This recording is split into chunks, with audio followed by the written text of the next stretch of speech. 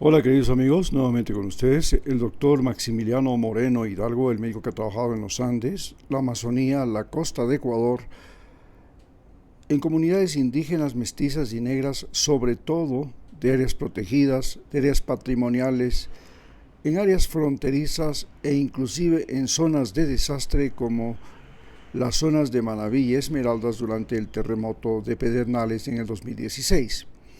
Hoy hablaremos acerca de la salud y la vida en Ecuador cuando nos enfrentamos a un desastre sanitario producido fundamentalmente por la pandemia y luego de la pandemia una incapacidad de los gobiernos subsecuentes en, primero, salvaguardar la infraestructura sanitaria que dejó el gobierno de Rafael Correa. En segundo lugar, en la producción de medicamentos, y no solamente la producción de medicamentos, sino también las compras públicas de medicamentos, insumos y demás recursos que necesitan los hospitales, los centros de hemodiálisis, los subcentros, dispensarios y demás infraestructura sanitaria del Ecuador. Este desastre producido fundamentalmente por la corrupción, la mala administración, la ignorancia de los ministros y sus empleados de élite, han convertido a la salud en un botín, y este botín se representa fundamentalmente en las compras públicas, pero además en la distribución de los medicamentos dentro de los hospitales, porque existen mafias dentro de los hospitales, centros y subcentros que no solamente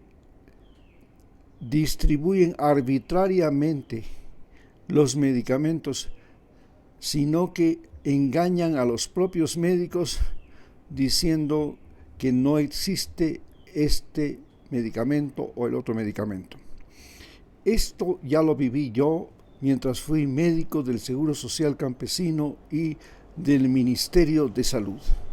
Las auxiliares y las enfermeras se habían convertido en las dueñas de los centros de salud, de los subcentros de salud sobre todo, y en el caso de los hospitales, el personal administrativo de farmacia, los sindicatos de empleados que hacían la limpieza y el mantenimiento, se habían apropiado de las instituciones de salud, y estas instituciones de salud se habían convertido en un ingreso extra para estos empleados, a los que el gobierno les pagaba un salario, pero redondeaban su salario mediante la corrupción, la discriminación, el engaño, el uso de la organización popular, como por ejemplo en cada uno de los comités del Seguro Social Campesino colocaban a presidentes que tenían la finalidad fundamental de encubrir lo que hacían los auxiliares del Seguro Social Campesino. Esto se debía a que los médicos rurales y los médicos del Seguro Social Campesino eran médicos inestables. En el caso del Seguro Social Campesino, cada 2 años como máximo tenían que rotar de un subcentro a otro, de un dispensario a otro, en tanto que en los subcentros del Seguro Social, subcentros del Ministerio de Salud, solamente el trabajo era por 1 año, tanto para médicos como para odontólogos. Las auxiliares de esos subcentros y de esos dispensarios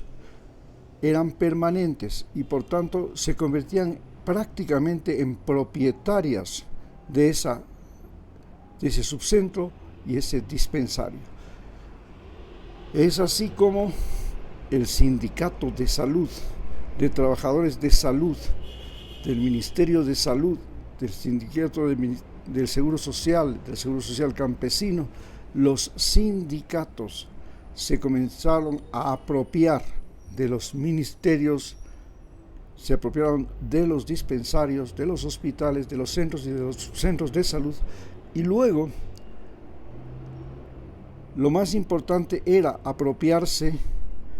fundamentalmente de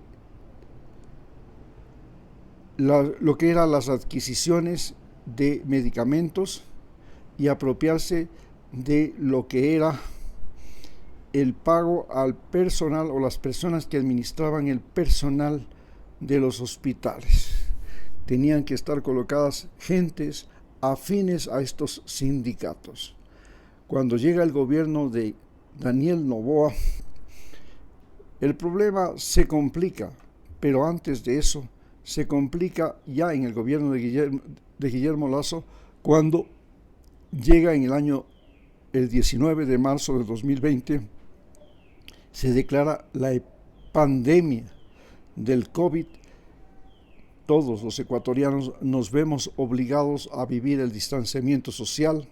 se cierran las carreteras, no hay escuelas, colegios, universidades, todo el mundo tiene que estudiar en casa, tiene que trabajar en casa, y esto para muchos países como Estados Unidos y otros países del mundo tuvo un impacto fundamental, pero en el caso de Ecuador el impacto fue trágico. Como consecuencia se multiplicó el desempleo, la educación sufrió una gran alteración, se descubrió que el mercado de la cocaína en Europa y el mercado de la cocaína en Estados Unidos, gracias a la pandemia, se había expandido de manera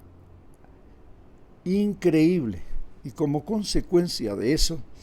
Ecuador se convirtió en el mayor exportador de cocaína a Europa y uno de los mayores exportadores de cocaína a Estados Unidos, donde la cocaína se había convertido en una epidemia, como antes lo fue el tabaco o el alcohol en la historia de la humanidad. Esto ha llevado a que el Ecuador hoy día sea un país extremadamente violento y muy mal administrado, porque las personas de Ecuador que hoy día gobiernan, no solamente en Ecuador, sino en Colombia también en este momento, son personas, como en el caso del presidente Guillermo Lasso, que fueron puestas en el poder, que fueron financiadas en su campaña por la mafia albanesa, y el actual presidente está vinculado mediante su compañía Noboa Trading al narcotráfico. Numerosos embarques han sido encontrados en sus barcos, en sus containers, en sus cajas de banano en puertos europeos, y esto nos pone de relieve que en este momento el Ecuador es un narcoestado. Muchas gracias.